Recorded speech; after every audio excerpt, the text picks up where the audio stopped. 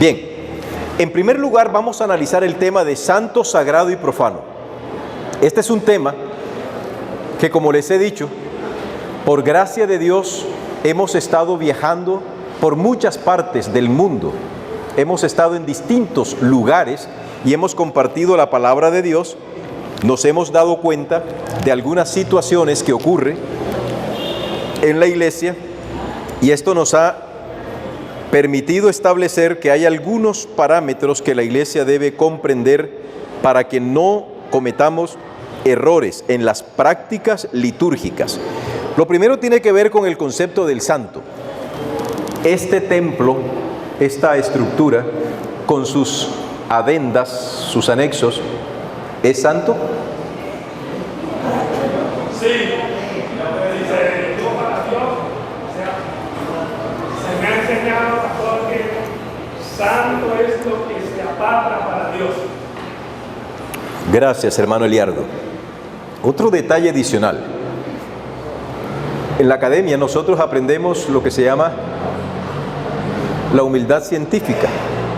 Hay cosas que yo creía y llega un momento en que me demuestran lo contrario y yo debo tener la suficiente humildad para aceptar que estaba equivocado.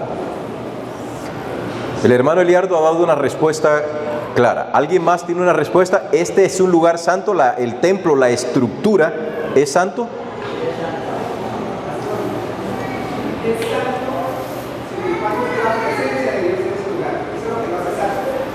Muy bien, ya la cosa se va depurando. El hermano Eliardo dijo que era santo porque se había dedicado.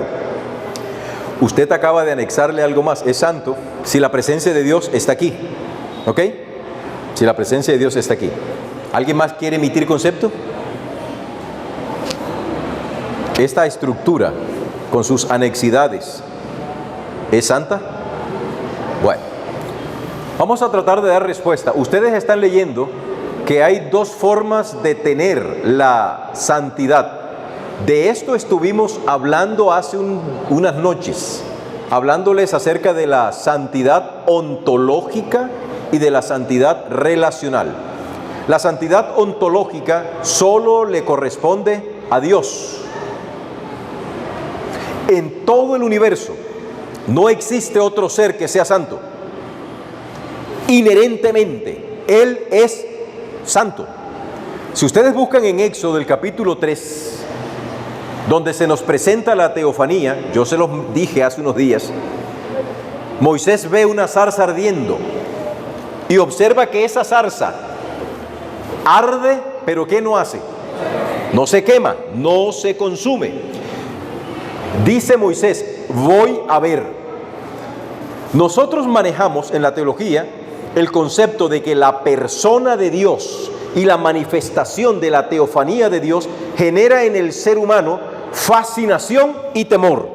Esos dos elementos coinciden inmediatamente. Cuando la presencia de Dios se manifiesta, el ser humano experimenta fascinación y temor. Eso ocurrió con Moisés. Se dirige a ver por qué la zarza arde, pero no se consume. Eso se llama fascinación. Pero cuando se va acercando, hay una voz que le dice, detente, quita el calzado de tu pie. ¿Por qué? Muy bien, porque el lugar donde estás, Tierra Santa, es. ¿Quiénes se encontraban en ese lugar?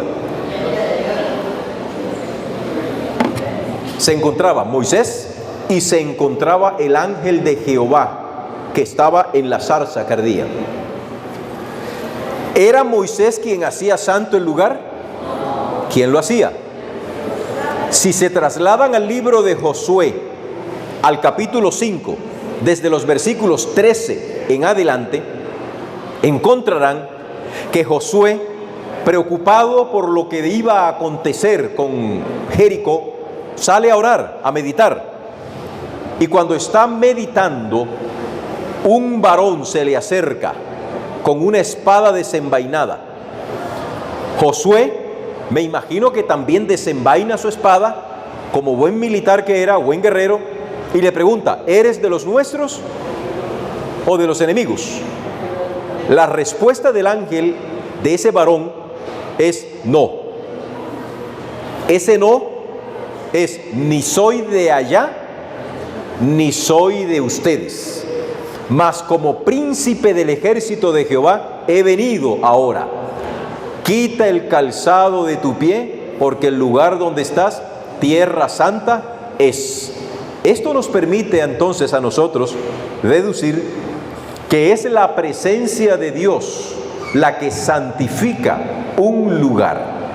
Pero cuando el ángel de Jehová se va de esa zarza, ¿sigue siendo santa esa zarza? ¿Sigue siendo santo el territorio en el cual se manifestó la teofanía? No. Cuando el príncipe del ejército se fue, ¿esa tierra seguía siendo santa? No. Bueno.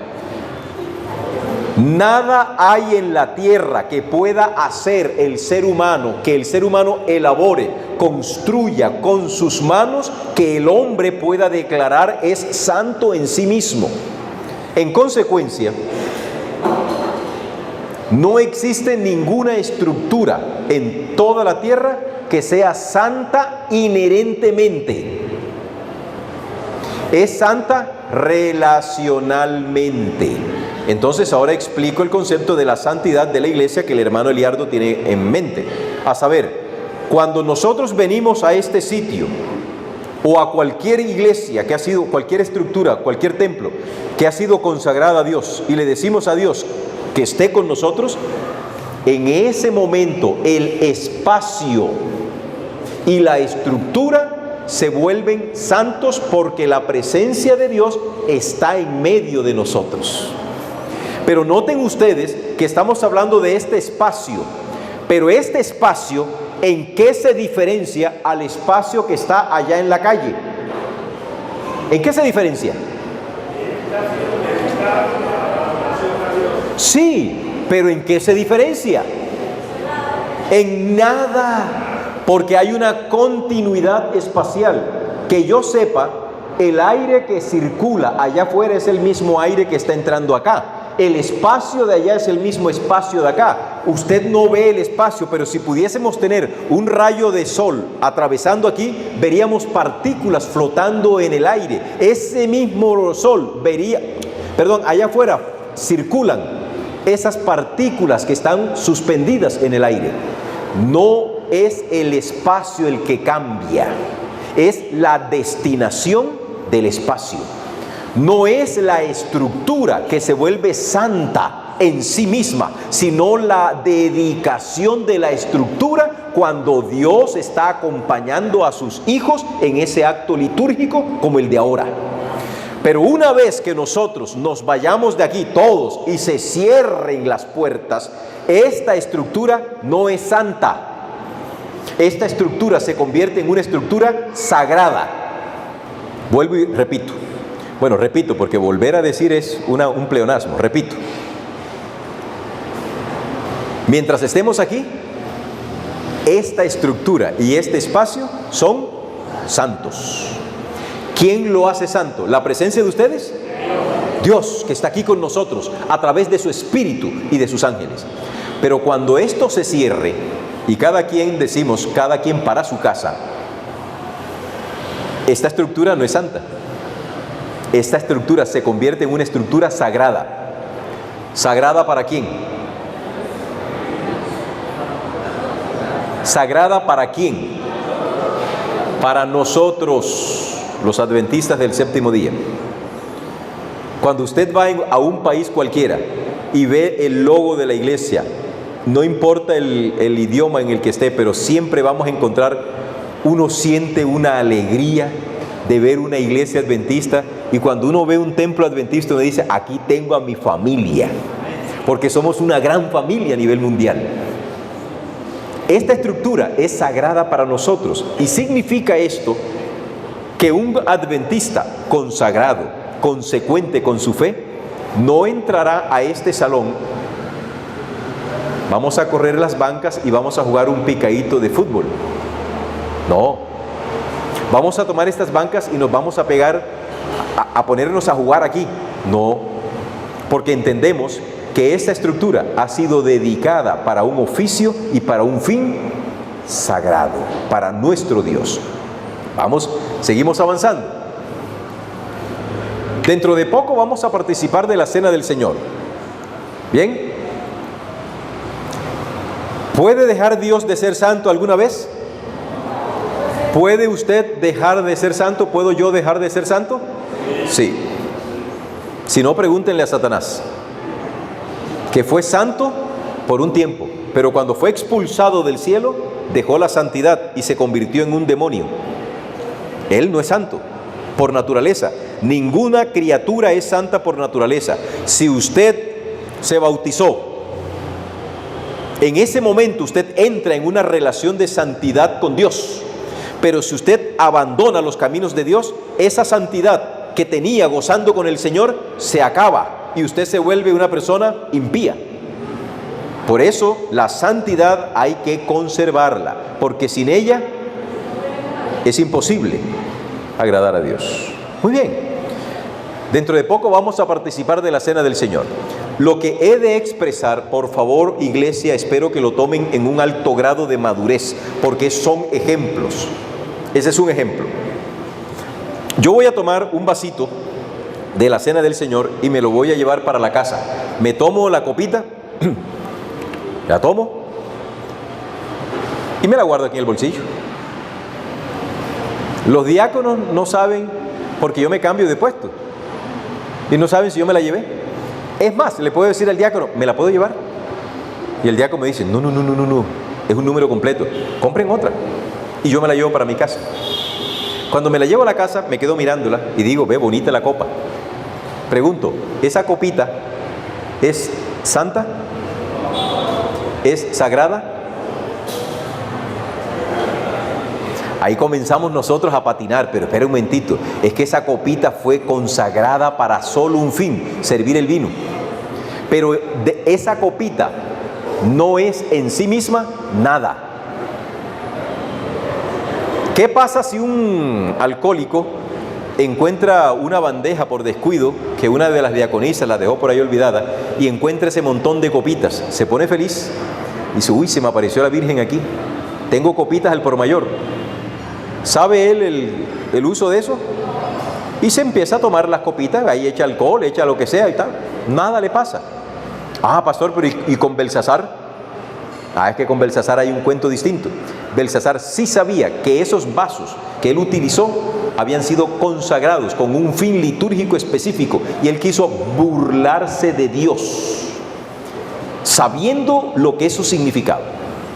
¿Hay algo santo en esta iglesia? Nada es santo en sí mismo. Nada es santo. Estas bancas no son santas. Este púlpito no es santo. Todo esto se vuelve algo sagrado para el adorador, no en sí mismo. No sé si me hago entender.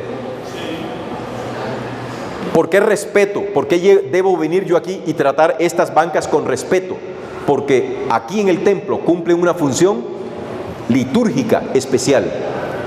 Pero resulta que un día la iglesia dice, vamos a cambiar de silletería y vamos a poner sillas reclinomatic bien afelpadas y bien acolchadas. Y ponemos en venta estas bancas. Algunos dirían, no, no las vendemos, las vamos a donar, valga. Pero la ponen en venta para recuperar algo de dinero. Y se las compra un club. Firmaron el cheque, firmaron el negocio y las banquitas se fueron. Cuando usted va a ese club, encuentra las bancas regadas por todas partes para dar albergue a los visitantes. Y cuando usted ve esa banca, ¿qué pasa en su mente? Anda, ahí están las bancas en las que nosotros nos sentábamos en la iglesia. Pero si usted es un cristiano maduro, sabrá que ni los cielos de los cielos pueden contener la presencia de Dios, cuanto menos un templo. Sí, esta banca viene de un árbol que fue hecho por Dios. Esta tabla estaba en un depósito de madera como cualquier otra tabla, Pero cuando se hicieron estas bancas, quien la hizo no estaba pensando que estaba haciendo bancas para alguna iglesia. O a lo mejor sí la hicieron para la iglesia, pero a él le importaba, porque él estaba haciendo un trabajo más, a menos que haya sido un carpintero adventista, que le pone más sentido. Bueno, vámonos con el concepto del sagrado, rapidito. El sagrado ya lo expliqué, el sagrado opera en la mente de la persona, en la mente del adorador, no lo es para otros. Un musulmán puede pasar por aquí, ve este templo y no le da ninguna importancia, porque para él no vale la pena. Ejemplos: el templo, el púlpito, las bancas, los utensilios de la cena del Señor, las batas bautismales, el micrófono. Era pastor en un distrito cualquiera y los ladrones nos visitaron. Se llevaron el micrófono, los equipos de sonido, se llevaron los baffles y los recuperamos gracias a la labor de inteligencia que hizo nuestra policía. Encontramos el baffle en una cantina y el micrófono y todo eso estaba allá. Un reductor había comprado eso porque el ladrón fue y se lo ofreció a precio bajo. Recuperamos el asunto. Para ese sujeto, ese micrófono no era nada sagrado, era un objeto más. Y nada le pasó. Devolvieron el asunto y volvió el micrófono, volvió el equipo de sonido, volvió toda la iglesia, y una vez entró a la iglesia, ¡boom!, se volvió sagrado. Cuando sale de la iglesia es un objeto más. Por eso lo sagrado opera es en el adorador, no en el objeto. Porque este mismo micrófono, la misma marca, con la misma referencia, usted lo va a encontrar en un bar. Idéntico. Y entonces, ¿cuál es la diferencia? Vengo yo y le hago una... se le enmarañé. ¿Y ahora cuál es? No sé. Bueno, llévese el micrófono para su iglesia. Y resulta que cuando llega a la iglesia, el micrófono que se trajo era el micrófono del bar. Pregunto, ¿en la mente del adorador sigue siendo sagrado el micrófono? ¿O cambió de estructura el micrófono?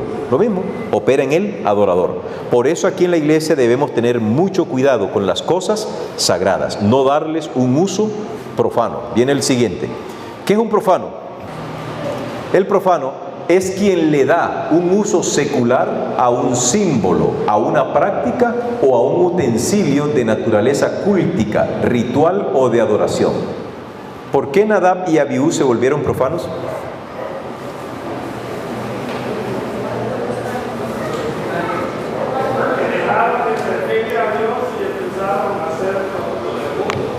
¿Saben por qué Nadab y Abiú se volvieron profanos? Porque ellos tomaron fuego extraño. Y cuando se habla de fuego extraño, se entiende así. Préstenle atención. Dicen los santandereanos, póngale cuidado. Así dicen ustedes, ¿verdad? Póngale cuidado. Bueno, pare bolas.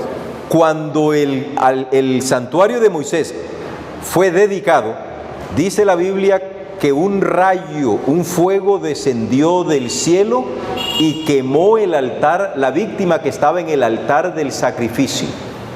Allí no había fuego, se encendió fuego del cielo, y a partir de entonces, todo fuego que debería encenderse en el santuario debía proceder de ese fuego del altar. Pero como Nadab y Abiú estaban borrachos, se les olvidó tomar fuego de allí.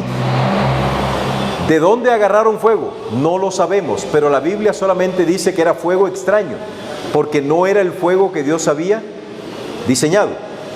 Por eso el altar del incienso siempre permanecía encendido mientras el pueblo de Israel estuviese en un lugar. Y cuando el pueblo desmontaba el campamento, había una familia. En estos momentos no preciso si eran los coatitas, los gersonitas o los meraritas. Ustedes lo pueden investigar en Números capítulo 4, capítulo 3. Ellos eran los encargados de mantener vivo el fuego que había procedido del cielo. Ese fuego nunca debía extinguirse, nunca. Y debían mantenerlo siempre encendido, siempre, siempre. En los tiempos de Jesús, ese fuego hacía rato que se había extinguido. El templo de Jesús ya no tenía ningún fuego. Bien, eso es profano. ¿Qué pasa cuando un joven adventista, por ejemplo los que están aquí, usted tiene el celular en la mano, y los jóvenes adventistas que tienen el celular en la mano, y comienzan a verse un videíto de que Messi está jugando? Messi está jugando, entonces ahí rapidito, vamos a ver cómo va el partido. Y enciendo el teléfono, calladito, me lo meto aquí y miro cómo va el partido. Veo va ganando el que vaya ganando, el que me interesa que vaya ganando. Listo, apago el teléfono. En ese momento tú estás haciendo un acto profano, porque estás utilizando un espacio sagrado para un fin secular, sabiendo tú que este lugar es un lugar sagrado. Así se vuelve una persona profana. Lo mismo en el hogar. Aquí pudiésemos hablar mucho más, pero debemos seguir avanzando. Hasta aquí nos detenemos, porque viene a continuación lo siguiente. Ese es un cuadro explicativo, pero tengo que hablarlo de inmundo. Yo no sé si aquí en esta iglesia todavía se maneja el concepto de que una mujer en su periodo menstrual no debe subir a la plataforma. No sé si se maneja, pero en algunas iglesias sí, porque le dicen a la hermana que es inmunda. Cuando nuestras hermanas, cuando mi hija, cuando mis hermanas, cualquier dama en su edad reproductiva, está en su periodo menstrual, usted no es inmunda. En aquellos tiempos se llamaba inmundo por lo siguiente: todo fluido, no secreción. No confundamos fluido con secreción. ¿Me explico? No confundamos fluido con secreción. Fluidos son lágrimas, sudor, saliva, sangre, orina, menstruación, semen. Esos son los fluidos.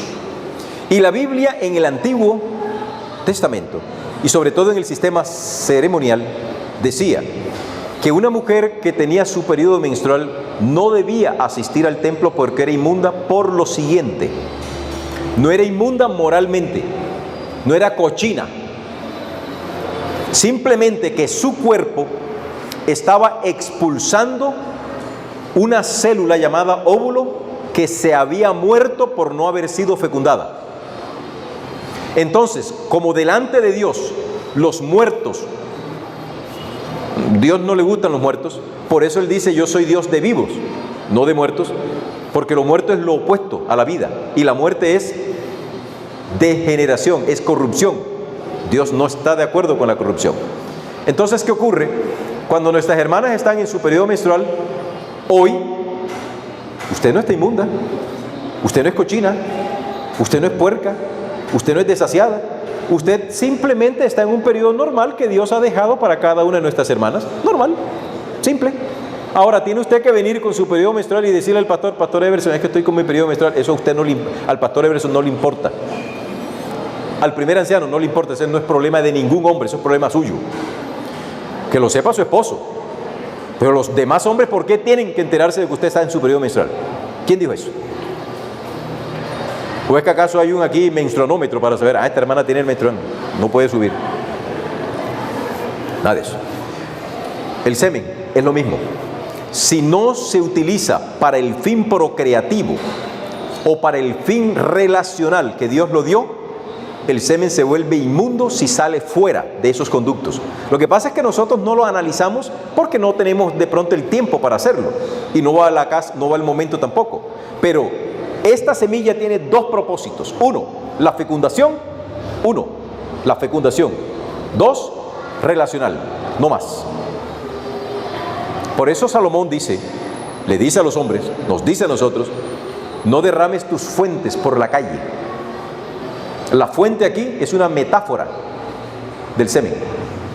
Es decir, hombres, no anden por allí de vagabundos. Como yo soy macho, yo puedo hacer lo que sea. Eso, ahí es donde yo muestro que yo soy hombre. Pues no, dese su valor también. ¿Quién te ha dicho que mujer que llega a mí, aquí estoy yo, ven, ya? No, qué pena me da, pero yo soy difícil. A mí no me viene alguna: ven, pastor, que tan lindo, que no sé qué tal. No, señora, póngase seria, que el asunto no es así. Yo también me doy mi valor. ¿Quién ha dicho que yo estoy de regalado? aquí estoy, llévenme. Cada hombre debe pensar en ese sentido. La sangre. ¿Ustedes han visto la sangre por fuera? Claro. Y cuando la sangre la vemos por fuera es porque hay una herida. ¿Y qué pasa con esa sangre que está por fuera? ¿La vuelven a meter? No, ¿por qué? Porque ya está contaminada. ¿Por dónde transita? ¿Por dónde circula la sangre? Por dentro y no la vemos. La saliva. ¿Dónde está? La boca. ¿Y para qué sirve la saliva? Para muchas cosas, entre otras, para mantener siempre buen aliento. Cuando usted tiene la boca seca, normalmente tiende a haber mal aliento. Muchas cosas. Las lágrimas, ¿para qué son? Para limpiar el ojo y a veces para purificar el alma. La orina no debe estar adentro, debe estar afuera. Y curiosamente los sacerdotes no debían sudar cuando se presentaban al santuario y utilizaban calzoncillos de lino, manga larga, hasta aquí, para no sudar, porque a Dios no le gusta el sudor cuando ellos estaban representando, porque el sudor es señal de inmundicia. Hay algo que se está botando del cuerpo que no sirve. Todo eso forma parte de la interpretación que los antiguos del cercano oriente tenían en mente. ¿Ok? Bien. De esto hay mucho más que decir, pero por lo pronto me quedo con esto. Los dejo aquí. Vamos a entrar a ver la teología de la Cena del Señor. Bueno, en primer lugar, dale, muchacho querido. Sigue dándole porque no. Cena del Señor, estos son los elementos que vamos a analizar. Trasfondo histórico del rito. Comenzamos con ese. Trasfondo histórico del rito. Desde la perspectiva bíblica, la celebración de la Cena del Señor o de la Pascua, mejor. Desde la perspectiva bíblica, la celebración de la Pascua, tal como es descrita en Éxodo 12, no tiene un antecedente que la prefigure. Sin embargo, la historia evidencia, y sobre todo la arqueología, que en la antigüedad la Pascua era una fiesta pagana en la que se sacrificaba un cordero como ofrenda para pedir fecundidad. Cualquiera que haya sido su posible trasfondo cultural pagano, algo es cierto, y es que Dios, en determinadas circunstancias solo por Él conocidas, redefine. Puede tomar elementos culturales paganos y redefinirlos con un propósito salvífico. Ese es el caso de la circuncisión. La circuncisión no la practicaban solo los israelitas. No, la practicaban otros pueblos paganos, pero con otros fines. ¿Qué hace Dios con la circuncisión? Ahora viene Dios, toma esa práctica y le da una redefinición. Y ahora la circuncisión se vuelve la señal entre Dios y su pueblo. La señal física, visible entre Dios y su pueblo. ¿Vale? Esto es en cuanto a la circuncisión. Seguimos. Posteriormente, la circuncisión es reemplazada por el bautismo. Y en el caso de la Pascua es evidente que se trata de una institución divina. Fue una idea de Dios, según se desprende de Éxodo capítulo 12, versículo 1 al 2 y 11. Este material que está en Word, se lo voy a dejar al pastor para que quienes deseen puedan seguir ampliando un poquito más el concepto de lo que yo estoy presentando. La palabra Pascua aparece en latín como pascha, pascha, pascha. En griego, Pascha, y en el hebreo, Peshá, y en español, Pascua. ¿Qué significa? Paso o alto, pasar por alto. La Pascua se puede ver entonces como una celebración de la obra amante de Dios por su pueblo. En ella, en esa ocasión, Dios pasó por alto la casa de los israelitas, aunque imperfectos y pecadores, los pasó por alto el día en que juzgó a Egipto y los pasó por alto a los israelitas con base en el sacrificio de un cordero inocente. La Pascua entonces era una fiesta para homenajear a Dios por su forma de ser, por su misericordia. Eso en cuanto a la historia, al origen del rito. Vamos al segundo punto, y es comprendiendo el rito. como todo lo que tiene que ver con la comprensión del texto bíblico, es decir, nosotros tenemos que entender el texto bíblico, este tema no escapa a la hermenéutica, y una sana interpretación de la Biblia debe considerar el trasfondo que subyace detrás de algunos elementos culturales que se insertan en la revelación. Uno de esos elementos culturales es el rito. Aunque la Biblia es la palabra de Dios escrita, aunque la Biblia es de origen sobrenatural, es un libro escrito en un pensamiento humano, en un pensamiento oriental antiguo, y en esa lejana realidad cultural nosotros debemos entender la palabra rito. Definamos rito, que es lo que nosotros vamos a participar. Rito es una palabra con origen en el término latino ritus. Se trata de una costumbre o ceremonia que se repite de forma invariable. Paréntesis, estoy leyendo porque en la lectura me permite ser más preciso. Yo sé que a veces la lectura es muy fastidiosa porque uno como se vuelve más impersonal, pero en un tema como estos prefiero leerlo. Los ritos son simbólicos y suelen expresar el contenido de algún mito o de algún elemento mágico. Se encuentran los siguientes tipos de ritos. Purificación. Hay un rito de purificación, el bautismo, como el que hubo esta mañana. Cuando esa persona es sumergida en el agua, es purificada de su vida vieja y ahora sale a una vida nueva. Ese es un tipo de rito, de purificación. Está otro tipo de rito, que es el de paso, el rito de paso o de pasaje. El rito de pasaje consiste en lo siguiente, que a la persona la pasaban por cierta ceremonia. ¿Ustedes recuerdan que en la Biblia se dice que Dios prohíbe pasar por el fuego a los hijos? Y que nosotros hemos entendido que pasar por el fuego significa que a esos pobres criaturitas los asaban. No se debe entender así. ¿Cómo se entiende entonces eso de pasar por el fuego? Se entiende así. Hay un foso, hay una alberca de cierta longitud, y esa alberca, ese foso, está lleno de madera y de otros elementos combustibles. Entonces encienden ese foso, esa madera, y al hijo lo ponen en un extremo y entonces le dicen: salta. En ese momento él estaba pasando por el fuego. Si él saltaba y llegaba exitosamente al otro lado, los dioses lo favorecían. Pero si por desgracia el muchacho no lograba llegar a la otra orilla y caía al foso, allá se quedaba quemándose, porque los dioses no lo favorecían. Esas eran las costumbres paganas. Y Dios le dijo al pueblo de Israel: ustedes ni se les ocurra hacer eso, porque de mí ya tienen el favor, gozan de mi favor. Eso se llama el rito de paso. Otro rito de paso es el que encontramos cuando Jesús entra al desierto. Otro elemento para no explicarlo en el momento. Otro rito de consagración, por ejemplo el que acaba de hacer nuestro pastor Everson. Este es un rito de consagración, de investidura, cuando se consagra el templo, cuando se consagra una casa. Cuarto rito, rito funerario, para despedir al muerto. Está implícito allí la concepción que se tenga de la naturaleza de la muerte. No voy a hablar de eso tampoco ahora. Quinto, ritos festivos.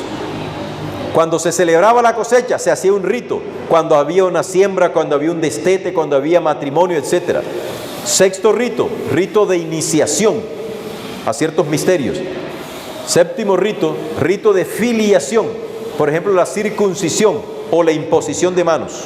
Son filiaciones, ritos de filiación. Ahora bien, en el caso de la cena del Señor, el adorador encuentra un espacio para encontrarse con Dios. ¿Dónde tomamos nosotros la cena del Señor? En el templo. En latín se dice templus. Y lo hacemos en un tiempo, que en latín también se dice tempum. Es decir, existe un tiempo en el cual nosotros en el templo hacemos el rito de la cena del Señor. La cena del Señor no está diseñada para que se efectúe en otro lugar distinto al que se ha escogido congregacionalmente. Explico. En cierta ocasión me preguntaron: pastor, estamos desarrollando unas temáticas en el Coliseo Cubierto de X municipio. Todas las noches hemos venido teniendo las temáticas. Allí ha sido adecuado ese coliseo. Queremos rematar la la campaña, haciendo la cena, tomando la cena del Señor. ¿Qué piensa usted sobre el particular? Bueno, ¿qué piensa usted? ¿Usted qué hubiese respondido? Sí, háganla. Oh, no la hagan. ¿Qué hubiesen dicho ustedes? ¿No es el lugar adecuado? ¿Por qué?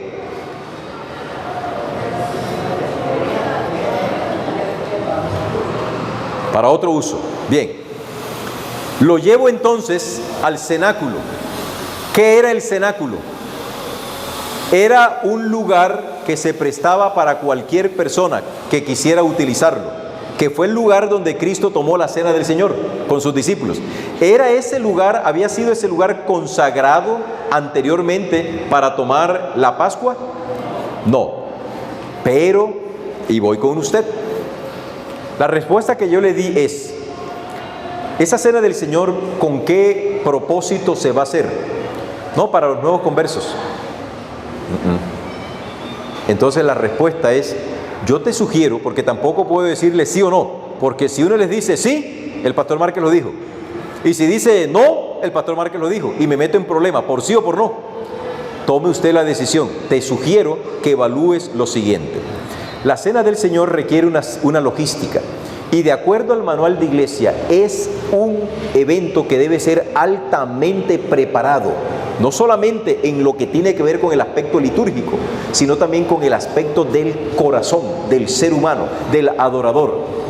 Ese espacio que no ha sido dedicado a Dios, aunque está santificado porque Dios está allí, porque le hemos pedido, pero ese espacio no ha sido dedicado exclusivamente a Dios. Y posiblemente algún miembro de iglesia de mente débil se vaya a sentir afectado de ver que están haciendo la cena del Señor en ese lugar. Y aunque él desea seguir los caminos de Dios, se siente afectado. Y mejor que hagamos, como dice el apóstol Pablo: al débil me le hago débil, al flaco me le hago flaco, con tal de no ser una piedra de tropiezo para nadie. Ahora, si tú has hecho la encuesta y le has preguntado a todos los hermanos: ¿usted estaría dispuesto a tomar parte de la cena del Señor aquí en el Coliseo Cubierto de tal municipio? Si ellos le dicen uniformemente, como en la junta administrativa que tuvimos aquí, que sea unánime: sí, pastor, sí, estamos de acuerdo. Ok, proceda entonces, porque la iglesia está de acuerdo. Pero si hay 2 o 3 voces, 1 o 2 voces que están en desacuerdo, te desaliento para que lo hagas, porque esos 2 hermanos que están incómodos no van a poder gozar de ese momento de regocijo espiritual como es la cena del Señor. Aquí, querido pastor, le dije yo, y ahora ustedes, queridos ancianos, el sentido común se impone. El sentido común se impone para no tratar de hacer innovaciones en algo tan serio como es esto. Pásame las siguientes diapositivas toditas, por favor. Siguiente. Ese es el trasfondo histórico del rito. Siguiente. La circuncisión. Esa imagen que ustedes ven allí es un jeroglífico, o más que un jeroglífico, es un pictograma grabado en la tumba de Ancamor, capataz visir del rey Teti, en la ciudad de Saqqara. Se puede ver cómo practicaban la circuncisión los sacerdotes. Acuérdense que la circuncisión no es de origen israelita. Los egipcios la practicaban, y para la muestra aquí tienen ustedes un botón. Comprendiendo el rito, ya estamos hablando de esto. Rito es una palabra con origen en el término latino ritus. Se trata de una costumbre invariable. Siguiente. Ya dimos los tipos de ritos de purificación. En el Edén, en el huerto del Edén, era el santuario antes de que se diera el de Moisés. Siguiente, para reflexionar. Dale todito. Con base en esto, ¿qué es con base en esto? Lo que voy a decir a continuación. ¿Cuál es la diferencia que percibe usted como miembro de iglesia? A ver, no hemos tomado la cena del Señor. Todavía no. ¿Cómo se siente usted en estos momentos para tomar la cena del Señor? ¿Qué es lo que estamos preguntando? Con base en esto del rito y del concepto, ¿cuál es la diferencia que percibe el miembro de iglesia entre su experiencia cristiana antes de la cena del Señor? ¿Cómo es la experiencia cristiana de ustedes ahora, justo en estos momentos? ¿Cómo la sienten? No lo sé, usted lo sabe. ¿Cuál es la experiencia que percibe el miembro de iglesia durante el rito?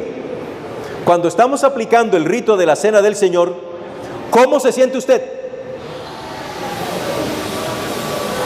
Allí sí lo podemos manifestar. Me siento compungido, me siento reverente, me siento penitente, le estoy pidiendo a Dios perdón, me siento callado, estoy meditando. ¿Y cuál es su experiencia cristiana después del rito? ¿Qué pasa después que termina la cena del Señor y nos vamos para la casa? ¿Qué pasa? ¿Cuánto tiempo nos dura en la mente la influencia de la cena del Señor? ¿Cuánto tiempo dura en nosotros? Esto es importante. Esto es importante que nosotros lo tengamos en cuenta. Hay un detalle, hermanos, el rito no se puede alterar. La teología de la cena del Señor dice que el rito de la cena del Señor no se puede alterar.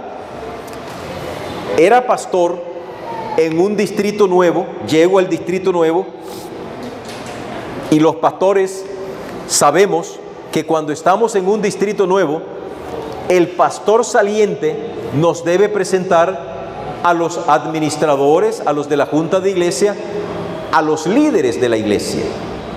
Resulta que uno de los ancianos en la extensión de la palabra, en edad y en autoridad, era el que movía la iglesia. Y eso es apenas lógico, porque nosotros los pastores somos accidentes que pasamos por un distrito, pero quien queda son los ancianos. Quienes quedan son los diáconos, quienes quedan son ustedes. El pastor Everson se va, cualquier rato la asociación lo mueve y viene otro pastor. Resulta que ese hermano había convocado anteriormente a mi llegada a la feligresía para que tomaran la cena del Señor. Y entonces se ideó el siguiente plan. Hermanos, vamos a hacer una verdadera cena del Señor, porque la cena del Señor es un motivo espiritual de gozo. Nada de tomar un pedacito de pan. ¿Por qué? Porque la gloria del Señor es escasa. No, Señor. Y le pegó una arenga a esa congregación. Y los hermanos estaban felices porque el pan que se iba a servir era un verdadero pan, largo, sin levadura, pero grande. ¿Qué copita ni qué copita? Una verdadera copa. Y era un verdadero vaso. Él puso el dinero, porque tenía con qué. Que ese es el otro problema. Que el que pone el dinero pone las condiciones. Bueno, cuando yo llego invitado allí, yo no tenía nada que hacer, porque ya el hermano primer anciano estaba desarrollando la temática y yo simplemente me aplasté en la silla para ver lo que el hermano hacía.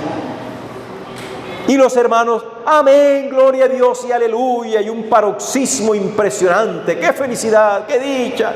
Hemos tenido una cena del Señor maravillosa.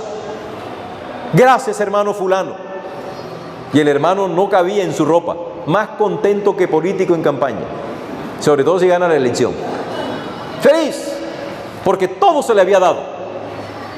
Cuando ya pasó el fervor, yo me le acerco y le digo, hermano, necesitamos hablar. No lo hice en público porque uno tiene que ser prudente y ético. Él se iba a sentir muy incómodo. Lo llamé y le dije, querido hermano, aprecio el celo que usted tiene por la casa de Dios. No obstante, Jehová me ha mandado a decirle a usted que usted ha cometido un sacrilegio, porque la cena del Señor no es la cena de la cual usted está hablando, porque el apóstol Pablo claramente lo dice allá en 1 Corintios, y lo senté, léalo. La cena no es como la de cualquiera. Si quieren comer, vayan y coman a sus casas, pero esto no. Acá no se trata de que entre más grande sea el símbolo, entonces más bendición vamos a obtener. No se trata de eso. Usted puede tomarse una jarra de jugo entero, de vino, y eso no significa que usted está más bendecido que aquel que se tomó una poquita de vino, pero con la fe puesta en lo que simboliza ese vino. Pastor, o sea que yo hice mal. Yo le dije, usted lo ha dicho. Usted lo ha dicho. Aprecio eso. Ya la hermana, no vamos a decir nada más. Eso quedó entre usted y yo. Pero yo espero que, habiendo usted comprendido la teología que hay detrás de este asunto, nunca más usted lo vuelva a hacer. No por mí, sino por respeto a lo que significa la cena del Señor. Pastor, y entonces, ¿por qué es tan pequeñito el pan? ¿Por qué no lo hacemos más grande? Y hermano, porque es que no significa que entre más grande usted reciba el pan, el cuerpo de Cristo va a recibirlo usted más grande. No, esto es simplemente un símbolo. Esto es un elemento simbólico no más. Llegó un día, otro. Yo me encontraba presente en una junta de iglesia, y el hermano viene y dice, pastor, ¿por qué nosotros no hacemos lo siguiente? ¿Por qué no repartimos el pan y el vino juntos al mismo tiempo? Otro miembro de la junta de iglesia le pareció interesante la innovación. Yo los estaba dejando a ver hasta dónde iban a llegar. Surgió otra voz, pastor, pero ¿por qué no hacemos esto? ¿Por qué no hacemos un cambio y servimos primero para darle una lección a los hermanos que llegan tarde? ¿Por qué no servimos primero el vino? Y empezó la discusión, no, que sí, que no. Cuando ya estaban los ánimos caldeados, le digo, hermanos, deténganse un momentito. Ustedes están haciendo algo que es contrario al rito. El rito no se puede cambiar, el orden. ¿Quién estableció el rito? Dios. ¿Cuál es el orden del rito? Primero, lavamiento de los pies. Segundo, pan. Tercero, vino. No existe ser humano alguno que esté facultado por Dios para alterar el orden secuencial del rito. No podemos alterarlo so pena de caer en indignación delante de Dios. El rito está establecido por el autor del rito, que nada más y nada menos que es Dios, que no cambia y que sabe el orden del por qué esto significa. Pastor, ¿me puedo lavar los pies con mi esposa? Entro en preguntas concretas que formula la feligresía. Bueno, si usted y su esposa han tenido rifirrafe, que siempre se tiene, bueno, siempre no, pero a veces se tiene, láveselo. Pastor, mi caso, concreto ejemplo. ¿A quién yo le he hecho daño a ustedes? ¿Ustedes me conocían a mí? Yo no los conocí a ustedes. Ustedes conmigo no se han metido jamás. Al contrario, han sido conmigo bondadosos. Me han dado guarapos, me han dado brebajes, me han dado pócimas, me han dado unturas. Casi me falta que me echen un saumerio para que me quite este muermo que tengo encima. Ustedes no me han hecho nada a mí. Entonces, ¿con quién me lavo los pies? ¿No se dice que el lavamiento de los pies es para limar asperezas con aquellos con quien tuvimos un encontrón? Pero si yo no he tenido ningún encontrón con ustedes, ni ustedes conmigo, ¿yo por qué tengo que lavarme los pies? ¿Por qué? Esa sí es la respuesta, hermano Liardo, porque él dijo, porque ejemplo os he dado. Entonces, yo sigo lo que mi maestro me enseñó. y mi maestro me enseñó que aunque él no cometió pecado con nadie, ni ultrajó a nadie, sino que los discípulos sí lo ultrajaron a él en humildad se desprendió, tomó la toallita y empezó a lavarle los pies a todos los que no merecían ser lavados los pies. Así que por eso yo sí me puedo acercar a lavarle los pies con cualquiera de ustedes y ustedes conmigo.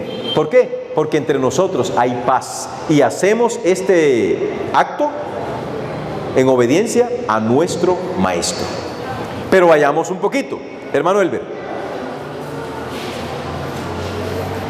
¿Qué de aquellos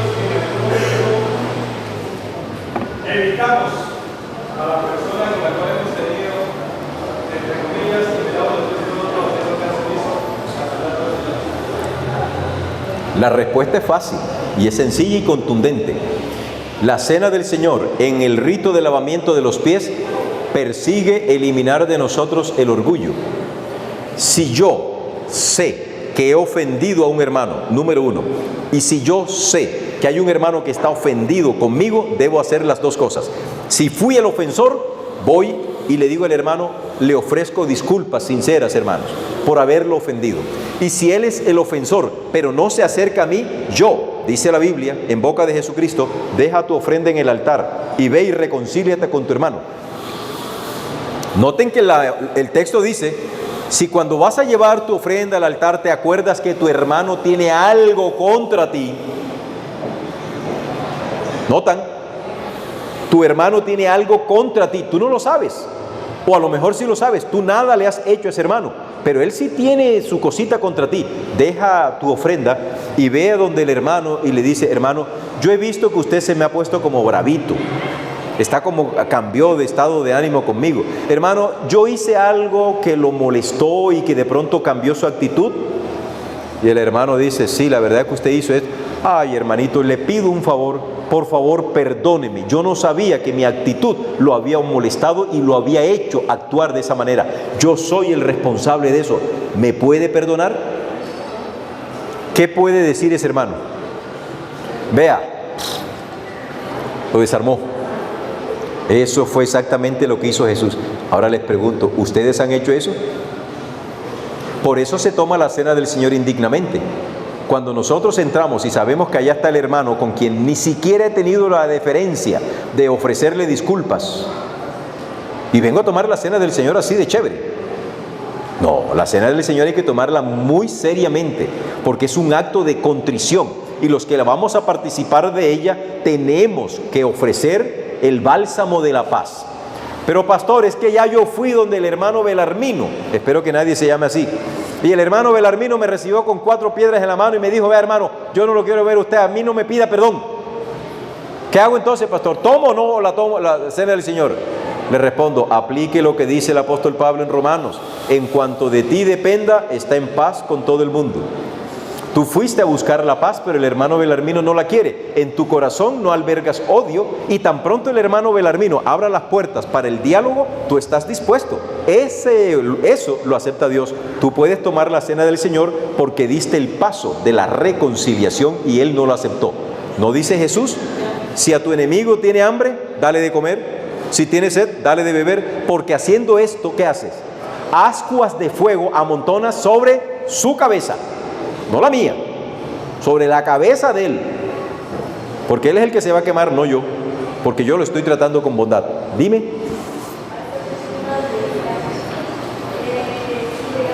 Pasen la voz, porque no le oigo.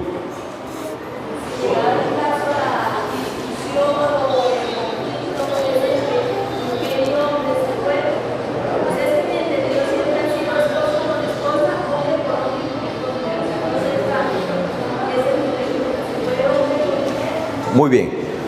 En tiempos de la iglesia cristiana primitiva y en tiempos de mi niñez, las hermanas se lavaban los pies con las damas, mujer con mujer, hombre con hombre, de la misma forma pero en sentido inverso. Sí, eso es lo correcto. ¿Por qué? Yo no debo como caballero lavarle los pies a una dama que se va a sentir incómoda. Si viene en su falda normal, se va a sentir incómoda. Eso lo puedo hacer con mi esposa. Eso lo puedo hacer con una hija mía. Pero con una dama, no. Y la dama se va a sentir también incómoda. Sobre todo es de parte de nosotros los caballeros hacia la dama. Y aplicamos lo que dice Pablo en 1 de Tesalonicenses 5. Evitad la apariencia de mal. Por eso también se ha ampliado acá de que las parejas, a las parejas casadas, no a los noviecitos espurios, no a los noviecitos que todavía no han tomado decisiones concretas. Ay, como tú eres mi novia, entonces ven acá, vamos a lavarnos los pies. No, usted va para un lado y usted va para el otro. Eso se deja solo para los esposos. Vayan y practiquen el rito de la humildad, que en pareja no hay problema. Pero los demás, cada quien para su lado. Eso es lo correcto, lo ético. Anteriormente era la Pascua, ahora se llama Cena del Señor. ¿Quién cambió la Pascua por la Cena del Señor? Jesús. ¿Qué pasó de la Pascua a la Cena del Señor? Solo pasó el vino, porque en la Pascua también se tomaba vino, pero en la Cena del Señor ya no hay cordero, ya no hay hierbas amargas, ahora hay pan y hay vino. Queridos, vamos redondeando esto porque es denso. La teología de la Cena del Señor nos dice lo siguiente: si una persona que está aquí presente dice, es que yo he cometido un pecado muy grave delante de Dios y yo no puedo participar de la Cena del Señor. Querido hermano, este es el mejor momento para que usted arregle sus cosas con Dios. Vaya a un lugar o aquí sentadito y pídale sinceramente a Dios: perdóname, Señor, por mi pecado cometido. Y puede participar de la Cena del Señor. Pastor, ¿quiénes pueden participar de la Cena del Señor? Elena de White, en Review and Herald, ahí la tengo, ese manuscrito te va a quedar, pastor, dice: ninguna persona bautizada o no bautizada de las visitas que entren acá, pueden tomar la Cena del Señor siempre y cuando el oficiante les diga el significado de la Cena del Señor. Si usted visita que está aquí, quiere tomar la Cena del Señor, entienda que la sangre es el símbolo, que el vino es el símbolo de la sangre de Cristo, que el pan es el símbolo del cuerpo de Cristo, que debe ser tomado con mucha dignidad. Si usted cree que va a tomarlo de manera profana, no lo tome. Si usted cree que esto es un juego, mejor no lo tome. No traiga juicios sobre su cuerpo. Pastor, y si yo estoy enemistado con alguien y no le he pedido perdón, te sugiero que no lo hagas, a menos que en tu corazón, es que no hay a menos, porque la Cena del Señor fue prenunciada con tiempo, para que usted haga los arreglos pertinentes. Es que no me habla, en su corazón sí está a hablarle, no hay problema, tome la Cena del Señor. Pastor, estoy en mi periodo menstrual, ¿puedo tomar la Cena del Señor? Tómela, no hay ningún problema. Pastor, es que resulta que yo llegué de otra iglesia, ¿puedo tomar la Cena del Señor? Puede tomar la Cena del Señor. Pastor, ¿qué es tomar la Cena del Señor indignamente? Tomar la Cena del Señor indignamente es que usted no entienda la naturaleza. Esta es una ceremonia que abate el orgullo por el piso, que nos hace aparecer delante de aquella persona a quien le hemos hecho daño con la humildad de Cristo para decirle a él: perdóname si te ofendí, y con la humildad de Cristo para decir: te perdono aunque eres tú quien me has ofendido. Pero si tu orgullo se mantiene y tomas la Cena del Señor, tú te haces responsable de eso. Nadie te está impidiendo tomar la Cena del Señor, eres tú. Pero el manual de iglesia muy acertadamente nos dice que cuando hay un pecado conocido, sabemos por ejemplo que el hermano Ponciano está aquí en la iglesia, pero lo vemos de vez en cuando pegarse unas borracheritas por allá, o lo vemos fumar de cuando en cuando, o lo vemos en sitios de dudosa reputación, y aquí lo vemos. A ese tipo de personas el pastor, los ancianos dice: hermano, usted no debe participar porque usted está viviendo en un pecado abierto y usted no se ha arrepentido de esas cosas. No le den la Cena del Señor, entre muchas otras recomendaciones. Apreciados hermanos, ha sido un placer estar con ustedes compartiendo estos momentos. Solo sé que el Espíritu Santo habla a nuestra mente y nos muestra el camino, y nos dice una voz a nuestras espaldas: este es el camino, andad por él y no torzáis ni a mano derecha ni a mano izquierda. Que la paz del Señor esté con ustedes.